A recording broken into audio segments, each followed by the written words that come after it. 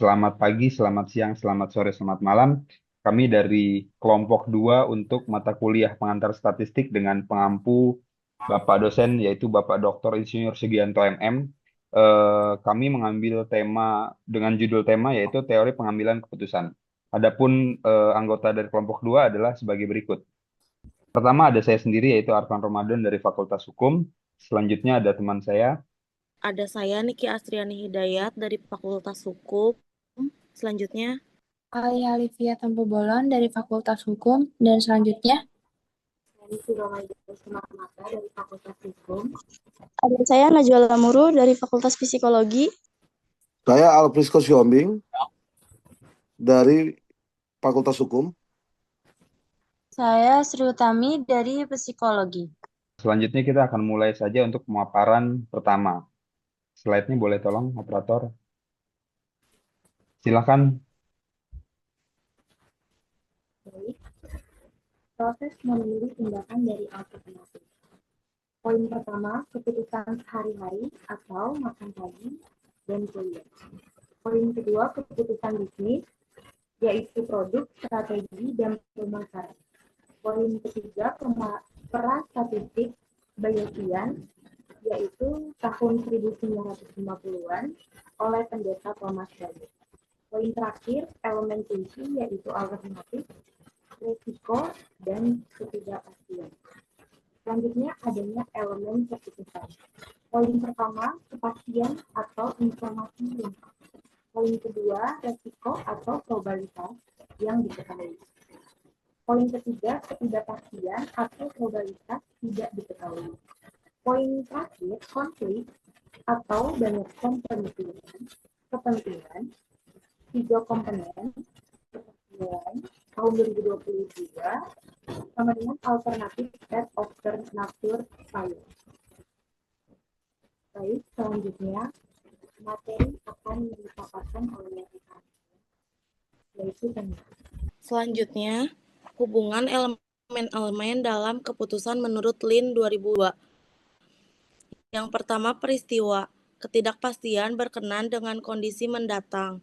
Pengambil keputusan tidak mempunyai kendali terhadap kondisi mendatang. Yang kedua, ada tindakan. Dua atau lebih alternatif dihadapi pengambilan keputusan harus mengevaluasi alternatif, memilih alternatif dengan kriteria tertentu. Yang ketiga, hasil dan payoff, laba, impas, break even, rugi. Oke, keputusan dalam keadaan beresiko.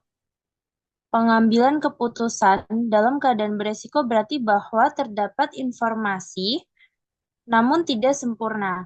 Ada dan ada probabilitas terhadap suatu kejadian. Yang dimaksud dengan resiko adalah adanya probabilitas terhadap kejadian tersebut. Ada beberapa langkah yang diperlukan dalam pengambilan keputusan beresiko, yaitu seperti A, mengidentifikasi berbagai macam alternatif yang ada dan layak bagi suatu keputusan. B, menduga probabilitas terhadap setiap alternatif yang ada. C, menyusun hasil atau payoff untuk semua alternatif yang ada. D, mengambil keputusan berdasarkan hasil terbaik. Untuk selanjutnya bisa dilanjutkan oleh rekan saya.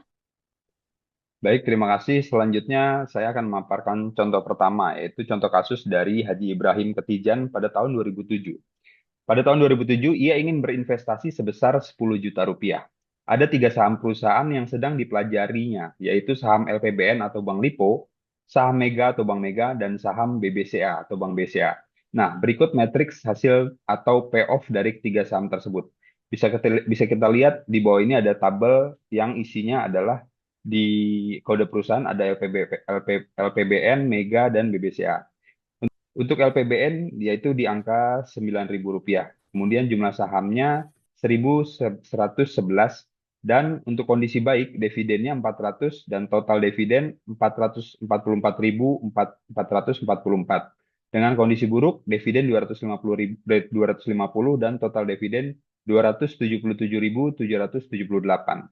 Kemudian yang kedua ada Mega, harga sahamnya 18.500 dan jumlah sahamnya 541. Untuk kondisi baik, dividennya 2.000 dan total dividen 1.081.081. Kemudian dalam kondisi buruk, dividennya 300 dan total dividen 162.162. Dan yang terakhir, kolom terakhir yaitu BCA di harga saham 30.000 dan jumlah sahamnya 333. Dengan kondisi baik, dividen 4.463 dan total dividen 1.487.667. Dalam kondisi buruk, dividennya 185 dan total dividen 61.667. Kemudian tabel yang di bawahnya lagi yaitu nilai yang diharapkan atau expected value. EV sama dengan payoff dikali probabilitas suatu peristiwa. EV untuk investasi yang dilakukan Haji Ibrahim dapat disusun sebagai berikut. Jumlah saham seperti kodenya seperti tabel di atas. Kemudian dalam kondisi baik, P sama dengan 0,5. Untuk LPBN 444.444 dan kondisi buruknya 277,778. Untuk perhitungan EV-nya adalah dalam kurung 444.444 dikali 0,5 ditambah hasil penjumlahan pengalian dari 277.778 dikali 0,5 dengan hasil nilai EV yaitu 361.111. Kemudian yang kedua Bank Mega yaitu 1.081.081 dan kondisi buruknya 162.162.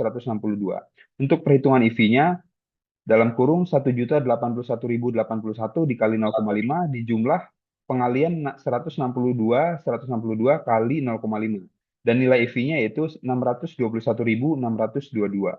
Kemudian yang terakhir dari BCA 1.487.667.667 dan kondisi buruknya 61.667. Untuk perhitungan EV-nya yaitu buka kurung 1.487.667 dikali 0,5 dijumlah dengan hasil pengalian 61.667 dikali 0,5 dengan nilai EV hasilnya yaitu 774.667. Nah, nilai EV yang terbesar merupakan keputusan yang baik. Dari EV tersebut, maka keputusan investasi Haji Ibrahim adalah membeli saham BBCA. Selanjutnya akan dilanjutkan oleh teman kami. Silakan.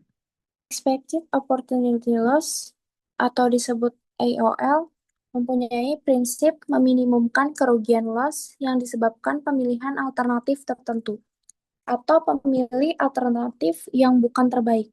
AOL dihitung untuk setiap peristiwa dengan pertama kali mengidentifikasi tindakan terbaik untuk setiap peristiwa. Hasil atau payoff yang baik diberikan nilai 0, sedangkan hasil peristiwa lain AOL merupakan perkalian antara opportunity loss dengan rendah dengan probabilitas setiap peristiwa. Keputusan yang baik dari AOL adalah nilai yang paling rendah. Rumus AOL yaitu opportunity loss dikalikan probabilitas suatu peristiwa.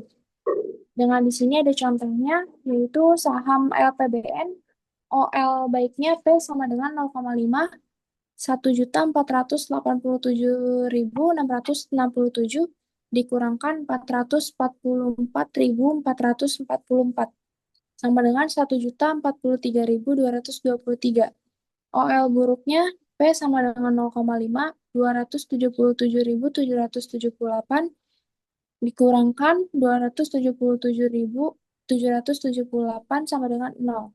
Dengan perhitungan AOL 1.043.223 dikalikan 0,5 ditambah 0 kali 0,5 dengan nilai AOL 521.612.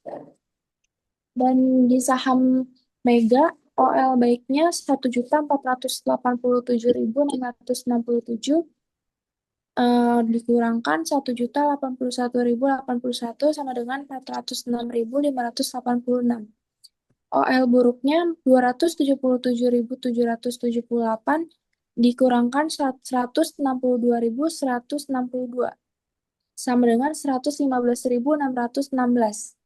Dengan perhitungan AOL 406.586 kali 0,5 tambah 115.616 kali 0,5 dengan nilai AOL 261.101.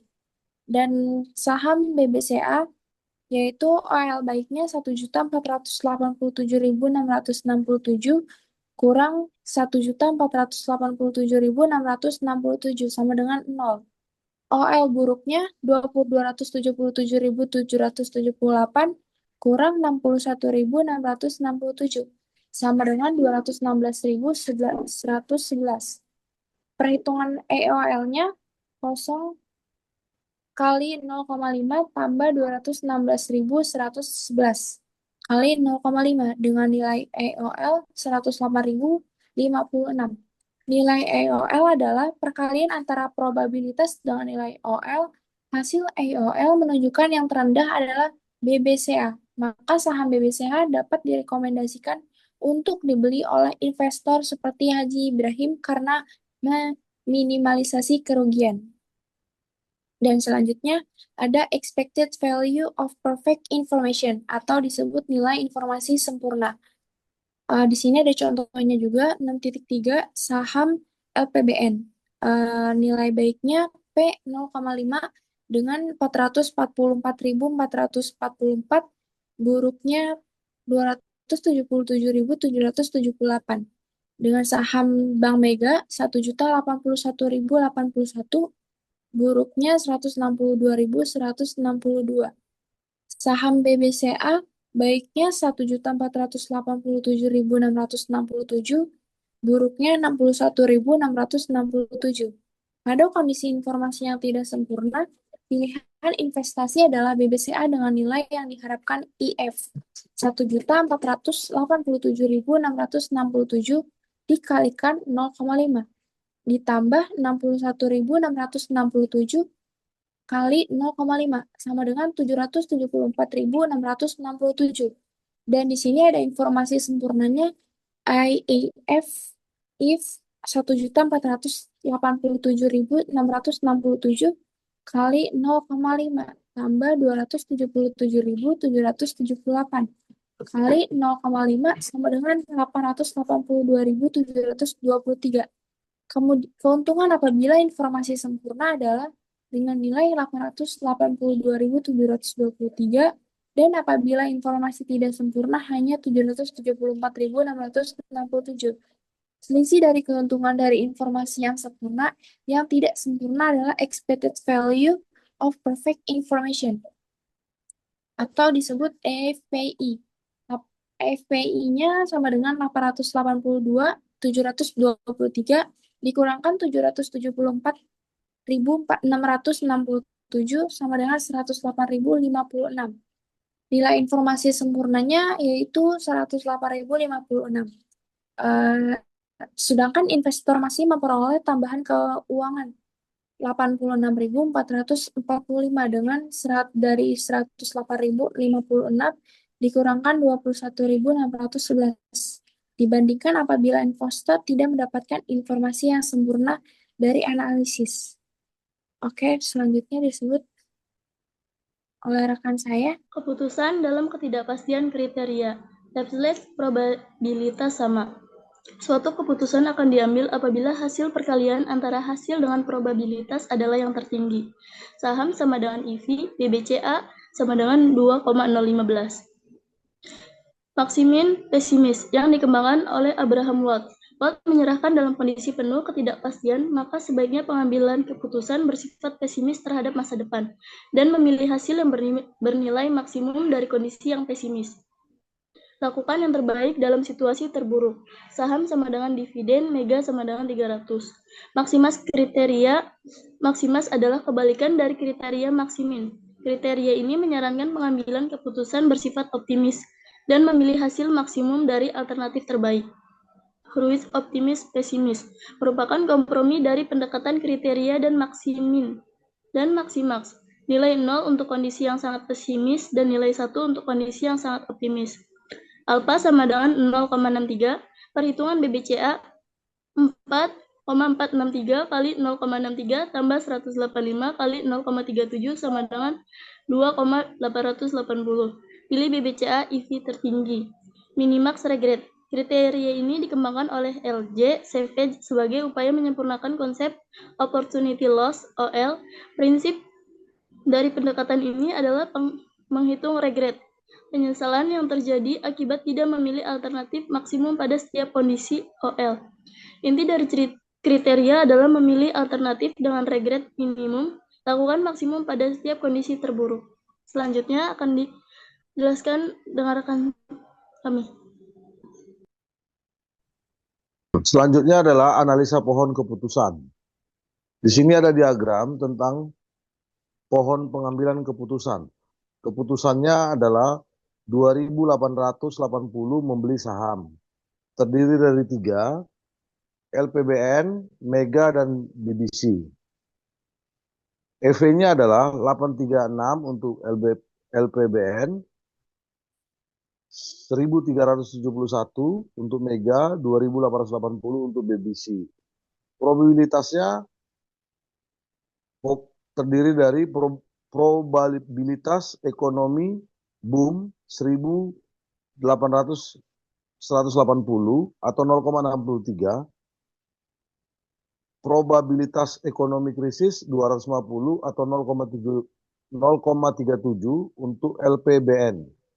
Sedangkan untuk Mega, probabilitas ekonomi boom 2000 atau 0,36, probabilitas ekonomi krisis 300 atau 0,37. Sedangkan untuk BBC, probabilitas ekonomi boom 4.463 atau 0,63, probabilitas ekonomi krisis 185 atau 0,37. Contoh untuk LPBN, hasil pada kondisi boom adalah 1.180 dengan probabilitas boom 0,63, sedangkan pada kondisi krisis 250 dengan probabilitas krisis 0,37 hingga hasilnya adalah 1.180 dikali 0,63 plus 250 kali 0,37 sama dengan 836. Dengan cara yang sama diperoleh hasil untuk Mega dan BBCA. Hasil akhir menunjukkan bahwa EV untuk LPBN 863, Mega 1.371, dan BBCA 2.880. Dengan demikian, maka keputusan yang terbaik dengan menggunakan diagram pohon adalah membeli saham BBCA. Terima kasih. Selanjutnya saya serahkan kepada rekan untuk melanjutkan. Baik, terima kasih. Demikian adalah pemaparan dari kelompok kami, yaitu kelompok 2 dengan judul tema teori pengambilan keputusan. Kami ucapkan banyak terima kasih atas waktu dan kesempatan kepada dosen pembimbing kami, yaitu Bapak Dr. Sugianto. Untuk itu dari kami, yaitu wassalamualaikum warahmatullahi wabarakatuh.